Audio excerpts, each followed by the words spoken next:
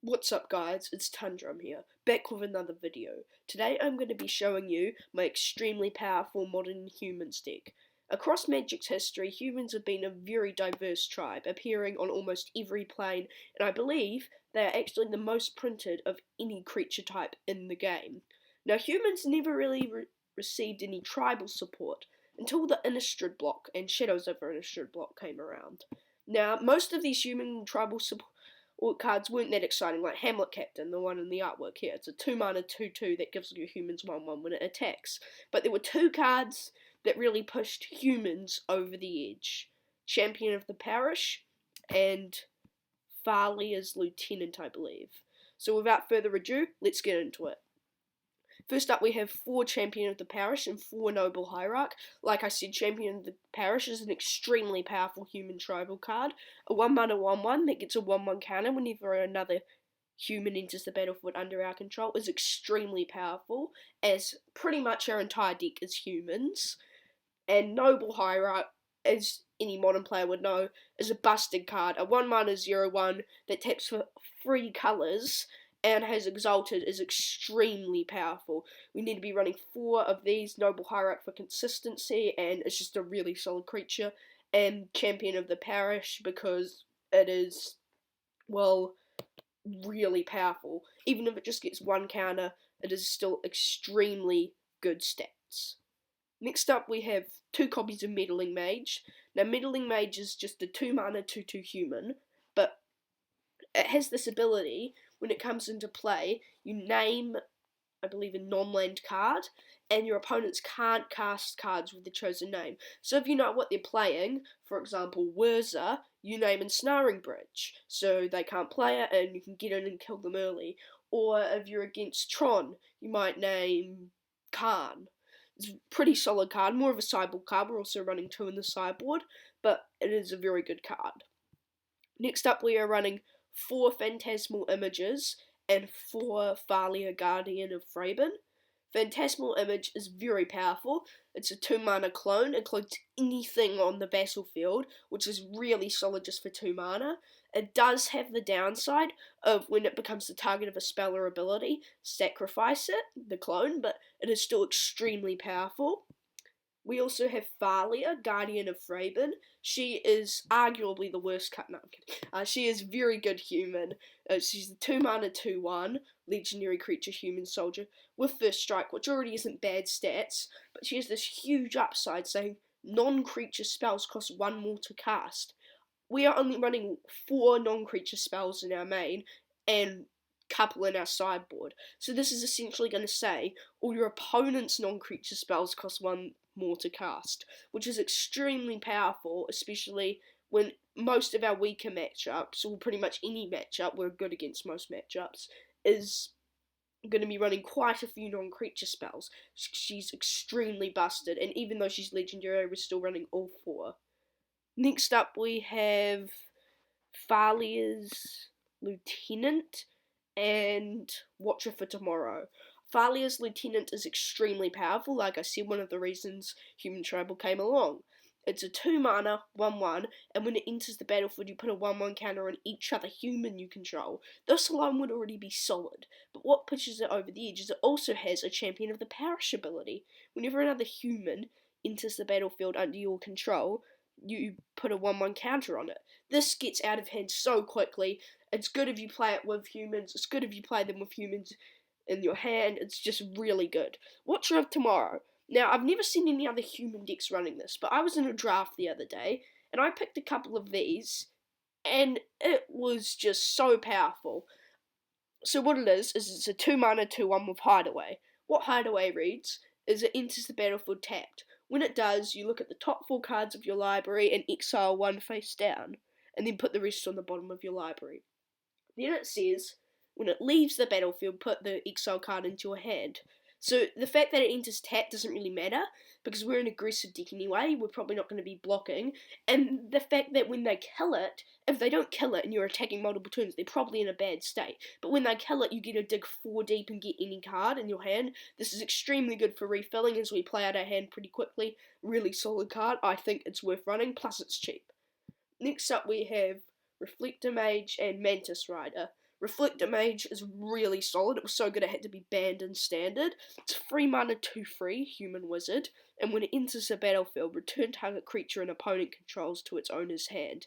And that creature's owner can't cast spells with the same name as yours until your next turn. That's really good. Bouncing a creature alone on this would already be good, but the fact that they can't play any of them until your next turn is even better. It can often mean they're just done for a turn, and it's just really solid sets, good way of bouncing things. Some cases can more or less just be removal altogether, sometimes even get you the game win. Really powerful card. We also have Mantis Rider. The fact that it has red in it doesn't matter, as you'll see our mana base soon, but our mana base is extremely consistent due to lands like Cavern of Souls. It's a very powerful card. It's a 3 mana 3/3 human monk with flying, vigilance, and haste. 3 mana for a 3/3 is pretty average stats, but the fact when you give it flying, it would already be good. Vigilance, very good. Haste, overpowered. It's a very solid card.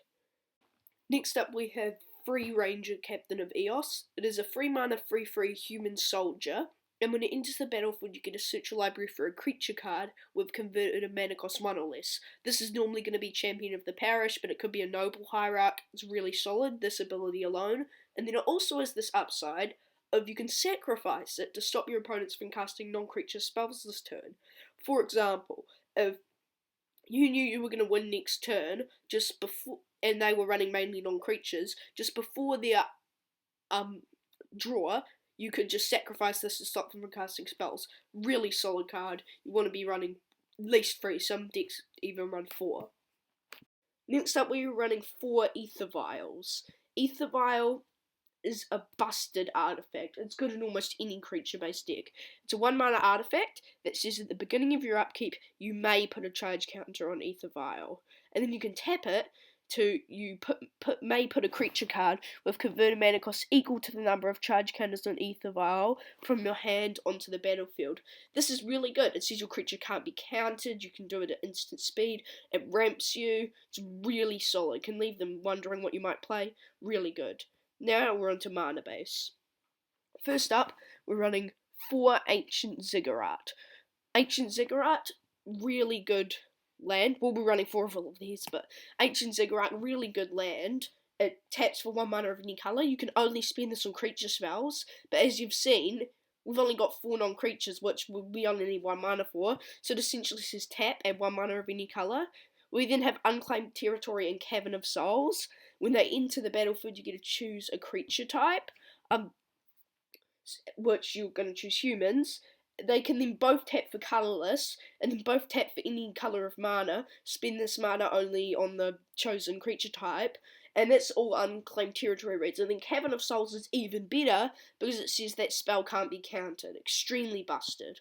And then we also have 4 Horizon Canopies. So land, you can tap it and pay 1 life to add green or white to your mana pool. Because we're relatively aggro, we don't care about our life too much. And then you can also pay 1 and sacrifice it to draw a card. Very solid.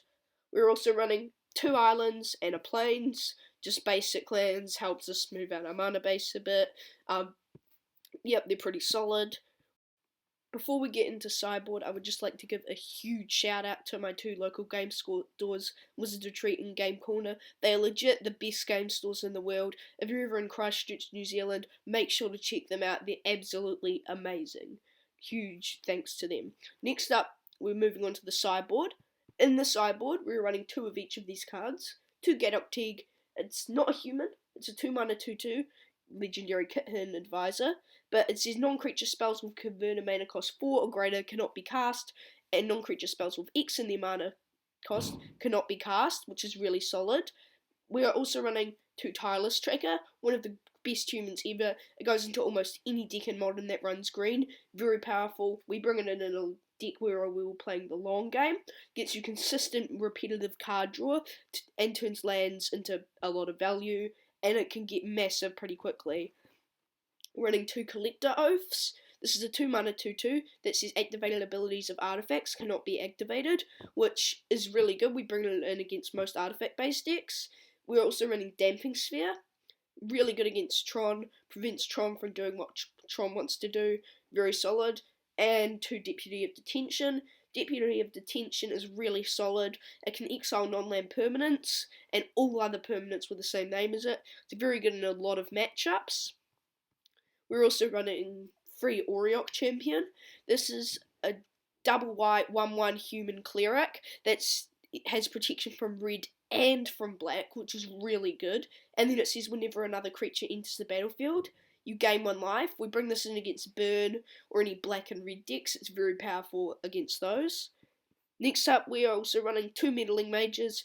Same reasons as it's in the main board. It's also very good in the sideboard because you'll be knowing what they're playing then and know if you want to bring them in to get rid of some of the things in their deck. And yeah, that's pretty much my deck. It is relatively expensive to build, like I think $1,000 or so, but there are easy budget versions for almost everything. And outside of the mana base, it's only about 500, 600. The main amount of the money consists of Noble Hierarch, Auriok Champion, and Aether Vial outside of the sideboard. And yeah, that's it. Really appreciate you watching. Make sure to leave a like and subscribe if you want to see more videos like this. And yeah, peace out.